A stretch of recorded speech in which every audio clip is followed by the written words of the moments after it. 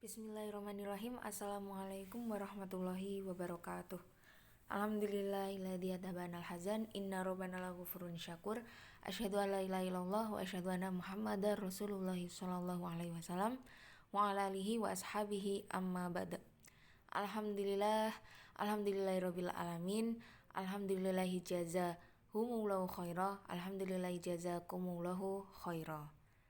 Oke, di sini sebelumnya Ustazah ingatkan niatnya supaya ditata diniati niat karena Allah.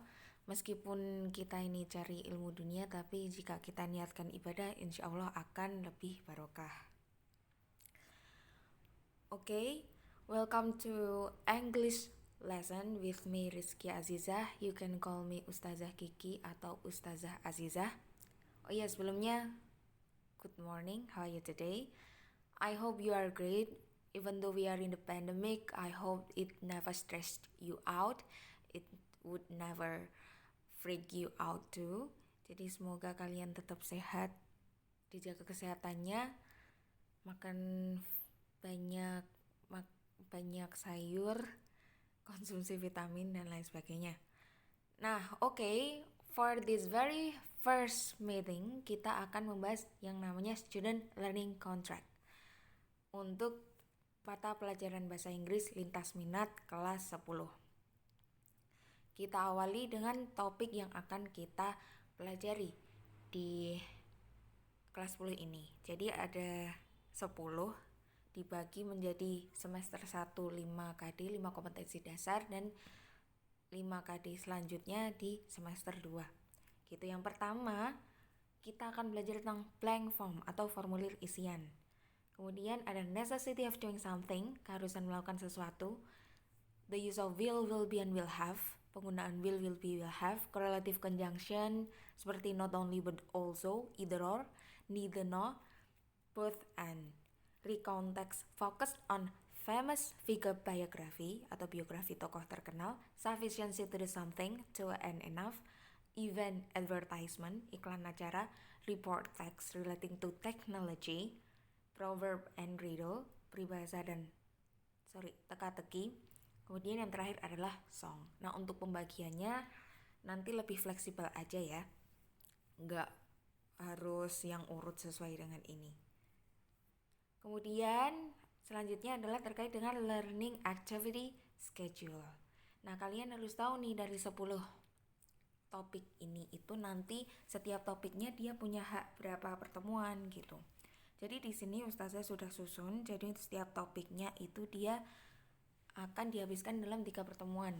Jadi yang pertemuan pertama, first meeting is drawn upon learning the materials. Jadi yang pertama nanti kalian akan mungkin mendapatkan penjelasan dari Ustazah langsung, atau nanti kalian bisa cari sendiri, mandiri, menggunakan sumber belajar yang lain seperti mungkin buku, internet, atau artikel. Nah gitu. Kemudian second meeting is drawn upon discussion and doing exercise. Jadi untuk pertemuan kedua digunakan untuk diskusi. Mungkin kita bisa diskusi WhatsApp group, kira-kira dari materi yang kemarin tuh ada yang masih bingung atau enggak. Kalian bisa freely ask me what you are curious and confused about. Nah, kemudian juga bisa Ustazah isi dengan tugas nanti biar untuk agar pemahaman kalian itu bisa semakin meningkat dan matang gitu. Kemudian third meeting is drawn upon quiz. Jadi setelahnya nanti di pertemuan terakhir itu Ustazah akan adakan quiz, tapi quiznya itu bisa nanti kalian harus ngerjain sendiri secara individual or group project. Jadi atau ada grup kelompok gitu. Tapi karena ini daring ya nanti lihat sikon dulu aja lah. Nah, ini keterangan yang kedua nih, dibaca ya. The schedule can be cancelled or delayed under reasonable state. Jadi semua penjadwalan ini nanti itu tetap nanti jatuhnya fleksibel aja. Kita lihat sikonnya gitu. Kemudian ada learning assessment. Ini kalian harus tahu. Jadi selama belajar itu nanti itu penilaiannya seperti apa. Kalian nilainya bagus tuh dilihat dari mana, kalian harus tahu di sini. Yang pertama adalah penilaian pengetahuan. Gitu. Dilihat dari exercise, quiz, PTS, penilaian tengah semester, atau di PAT, penilaian akhir tahun. Jadi di sini nanti Ustazah akan lihat seberapa kalian paham terhadap materi itu dari kalian ngerjainnya tuh bener atau enggak gitu. Kemudian ada penilaian keterampilan, bisa discussion activity ketika kalian berdiskusi, kemudian ada kegiatan role play atau presentation. Yang terakhir adalah penilaian sikap. Ini sedikit lebih abstrak karena ustazah akan lihatnya tuh dari responsibility, honesty atau disiplin dari kalian. Bisa dari tanggung jawab, kejujuran, mengerjakan tugas kalian copy paste atau benar-benar ngerjain sendiri, dan juga kedisiplinan mengumpulkan tugas gitu. Terus yang terakhir ada participation and attendance bring out extra points. Nah di sini sebenarnya mungkin ini terlihat remeh ya, tapi sebenarnya kalian tuh bisa dapat nilai dari hal yang remeh ini. Jadi nanti ketika kalian partisipasi di WhatsApp group, ketika ustazah tanya terus kalian aktif menjawab, diskusinya juga aktif.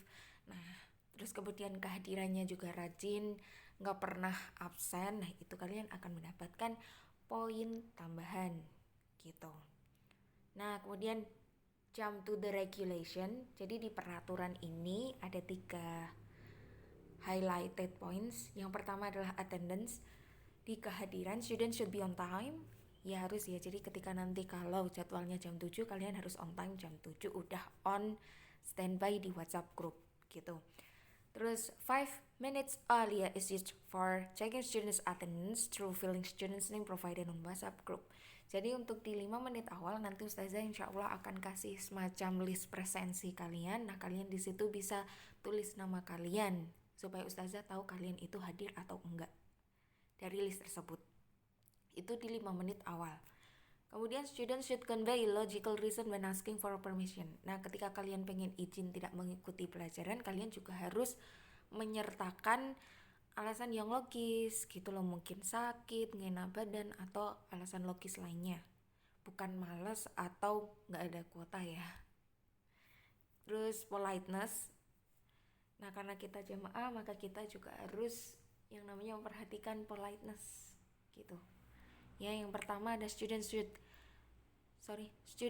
use exact or real identity for WhatsApp profile. Nah, di sini buat anak-anak yang masih nama atau profil WhatsApp-nya belum menggunakan nama sendiri, nama asli, silahkan amal soleh diganti dengan nama asli kalian. Karena nanti tuh ustazah kan taunya ini nomornya siapa, itu kan dari nama kalian gitu loh, karena kita kan belum kenal ya.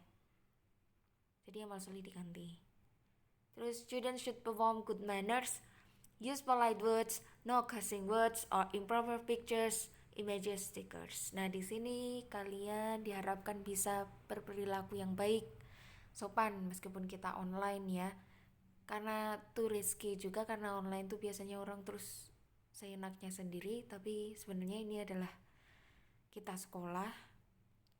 Jadi diusahakan juga mengikuti aturan yang ada. Jadi gunakan kata-kata yang sopan, jangan menggunakan kata umpatan,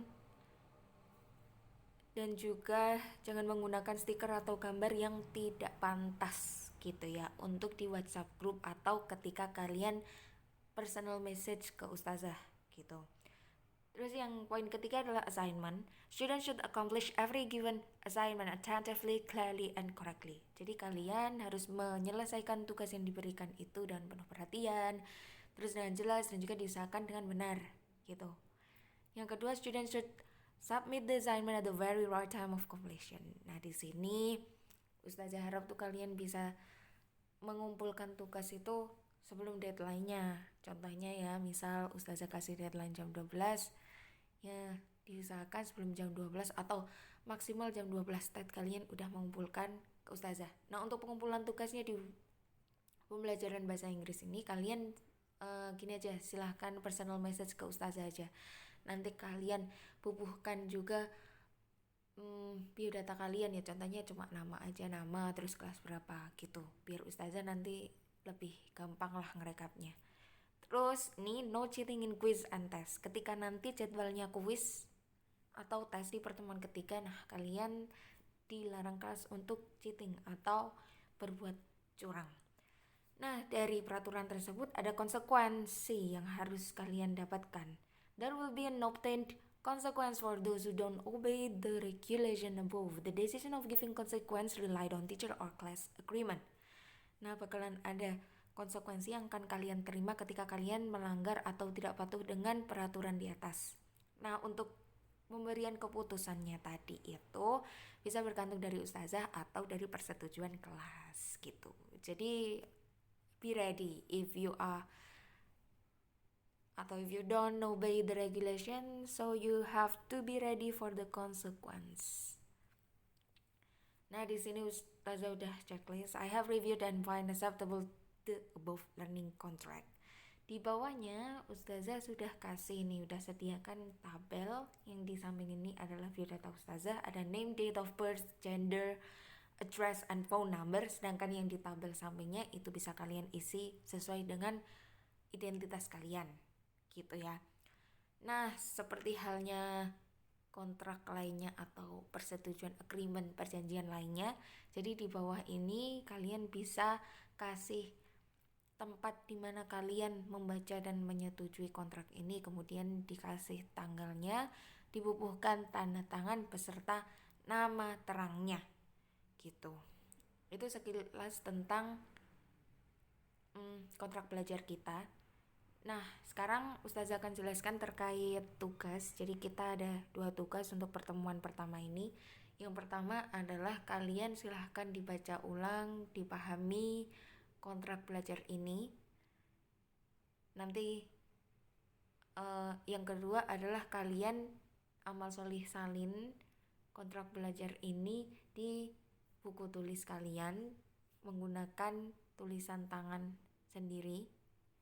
Kemudian jangan lupa isi tabelnya, biodata kalian, kemudian juga di sini kalian sertakan tanggal, tanda tangan, dan juga nama terang.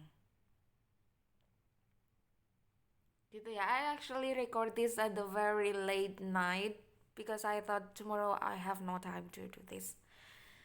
So I think that's all for today's lesson. Thank you for your attention. Alhamdulillah jazakumullah khairah. Semoga Allah senantiasa memberikan aman, selamat, lancar, dan barokah. Amin. Akhiru qauli hadza. Wassalamualaikum warahmatullahi wabarakatuh.